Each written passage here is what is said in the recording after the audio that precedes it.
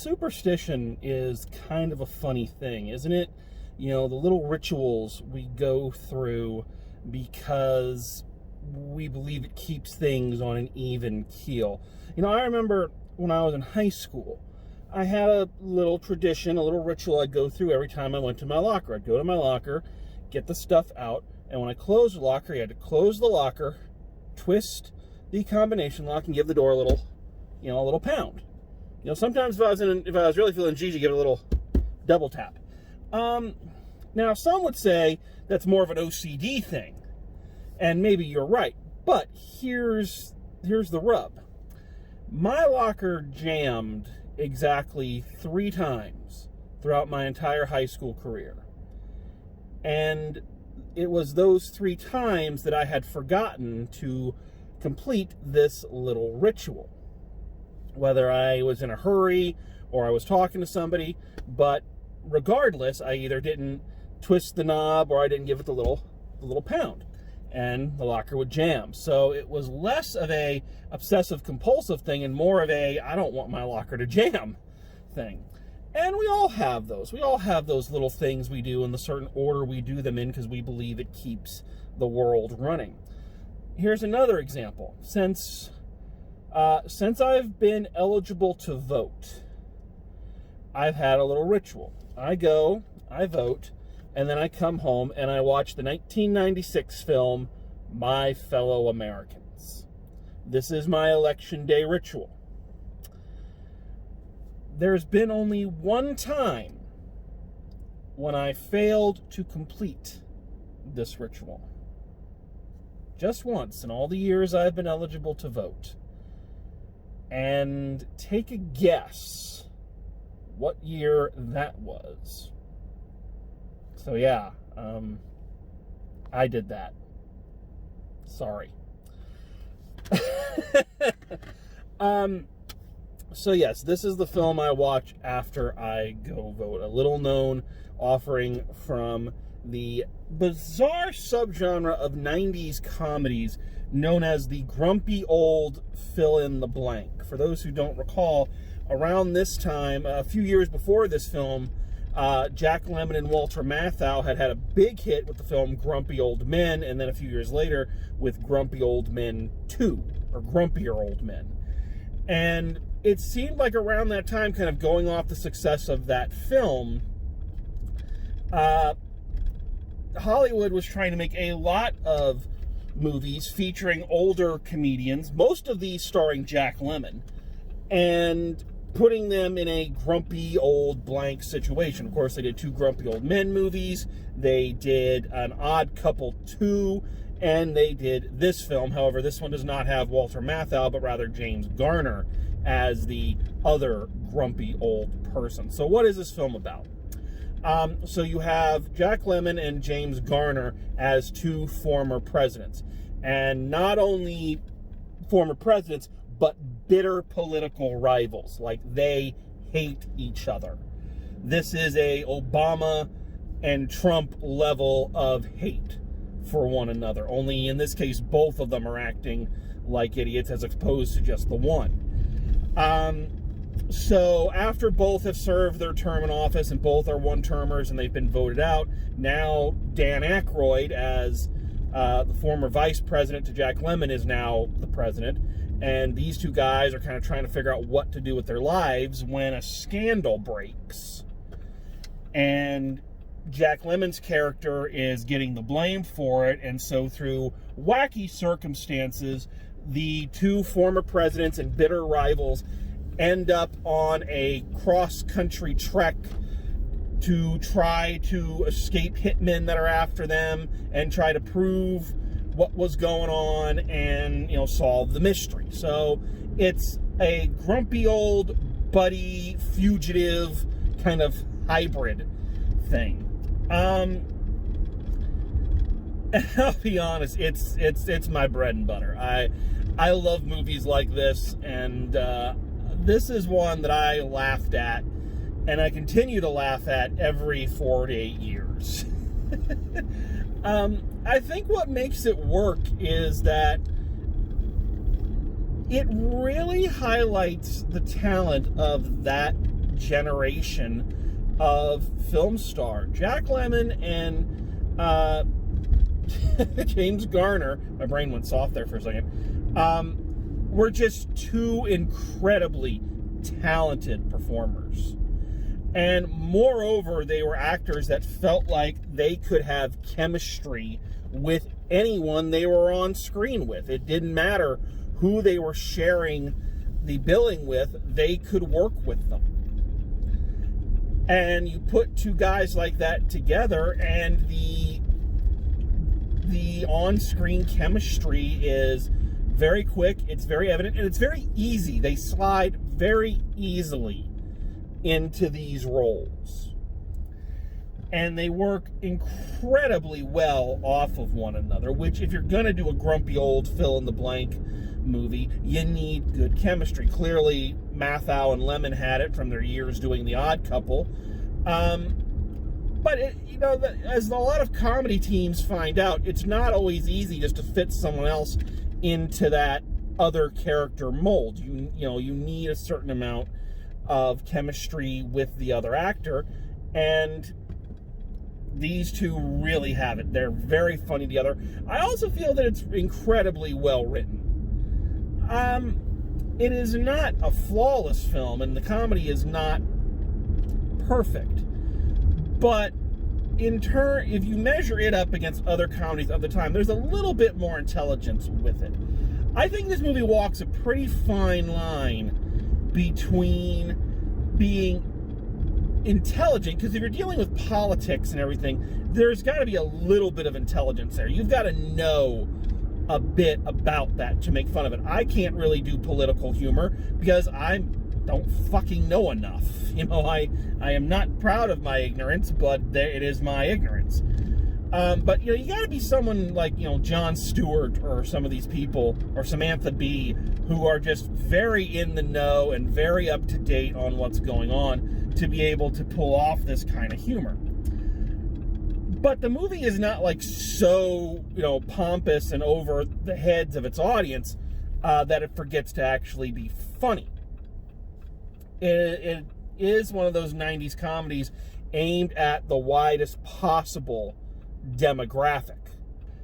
So with that in mind, they keep the humor on a very easy to come into keel. They're not talking over the heads of their audience, but they're not talking down to them, at least not in most instances.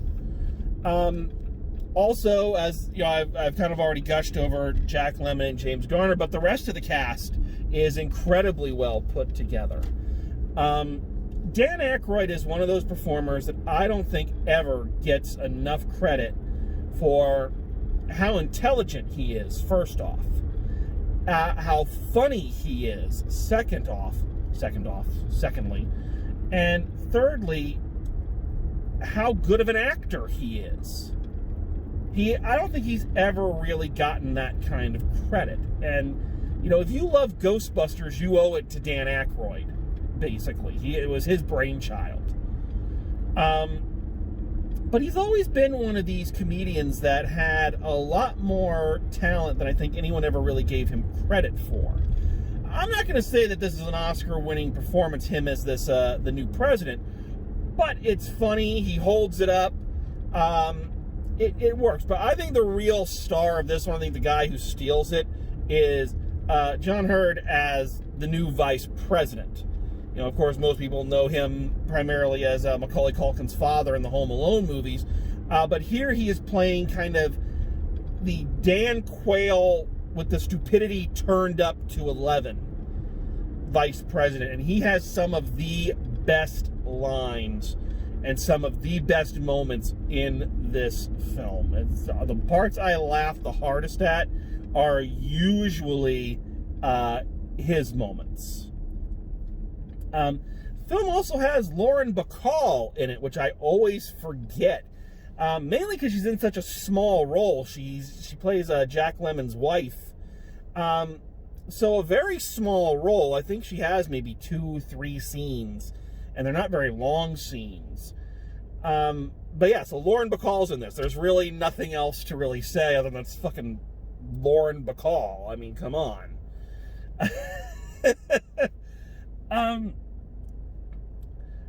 But yeah, there's something incredibly charming about this movie, and I really love the general concept of it. And we're going to come back to that and why I really enjoy this film and why this is my my election day choice of viewing. We're going to come back to that, but let's talk before we get into that. Let's do the old, is this movie perfect? And no, it's not. It runs a little long.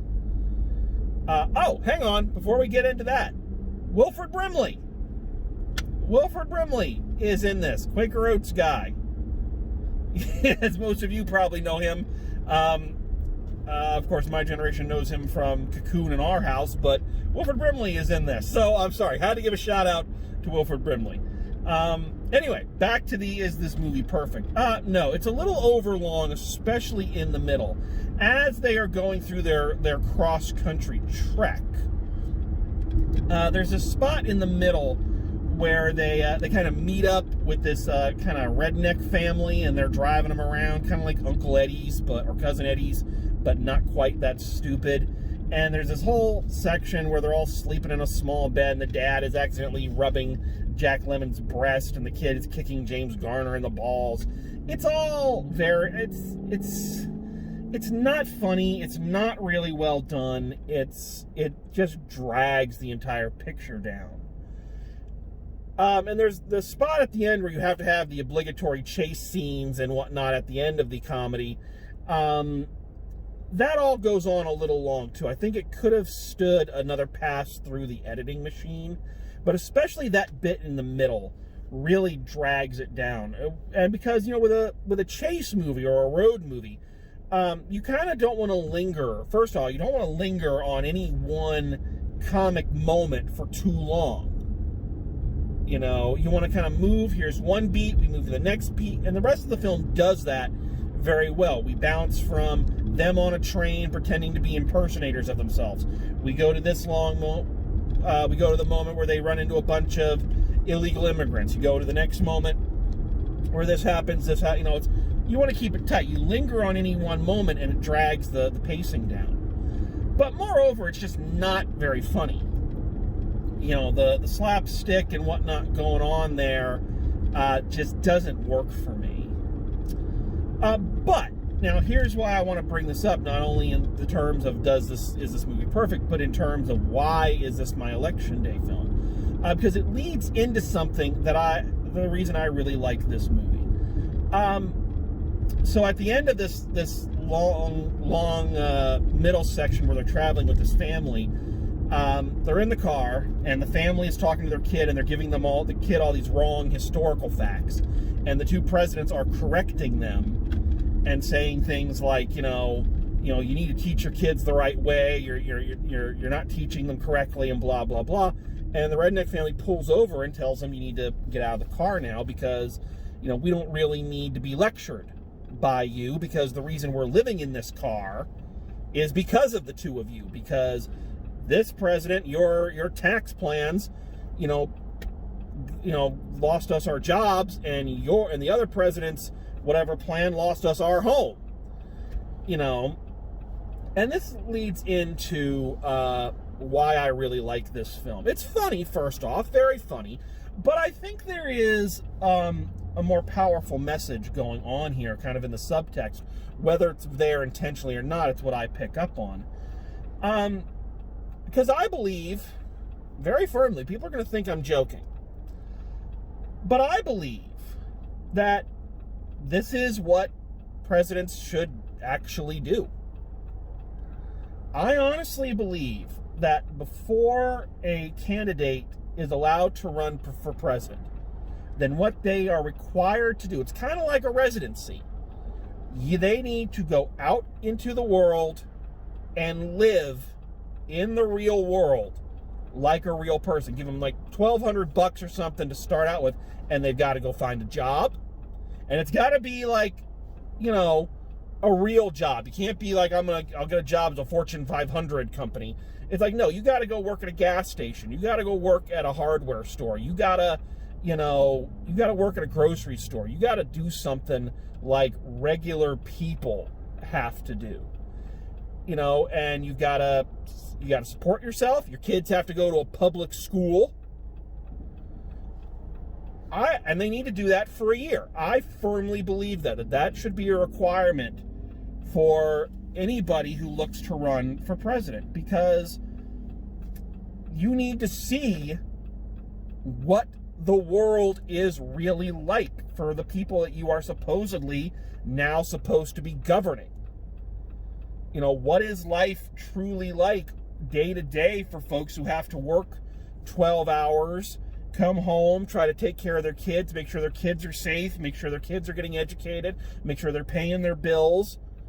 You know, it's easy for you to rule over us, you know, from your Ivy League tower, you know, and to make sure that your rich buddies are getting all the tax cuts and everything's great for them.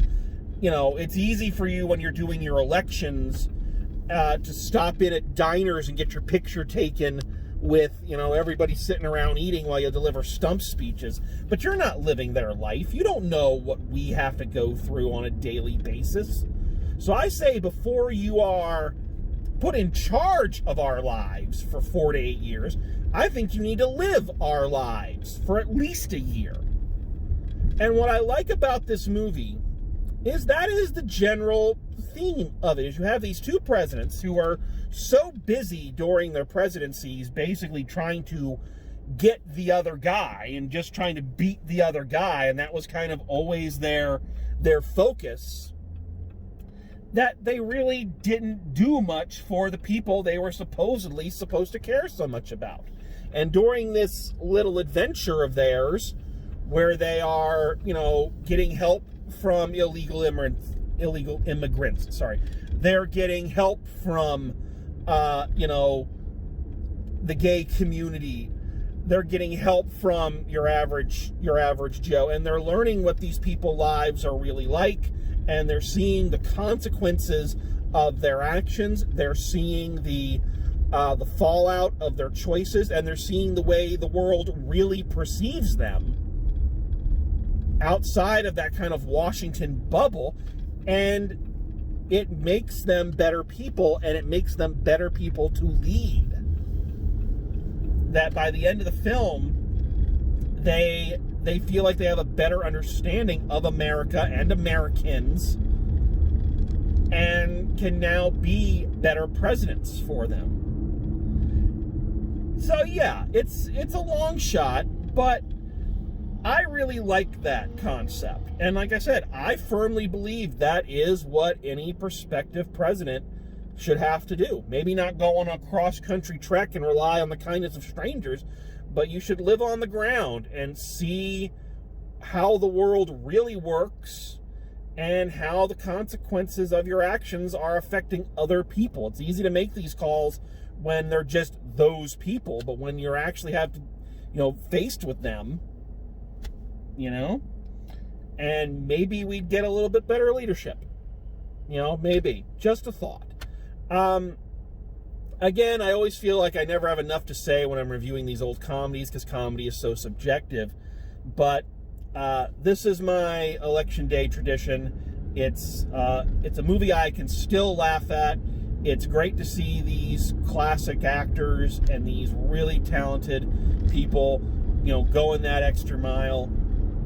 And it's not so high on its horse that, you know, if you're not a political person, you know, like myself, that you can't grasp the jokes and you can't understand the humor. It really is a political comedy for everybody. So if you've never checked this one out, I suggest going and giving it a look.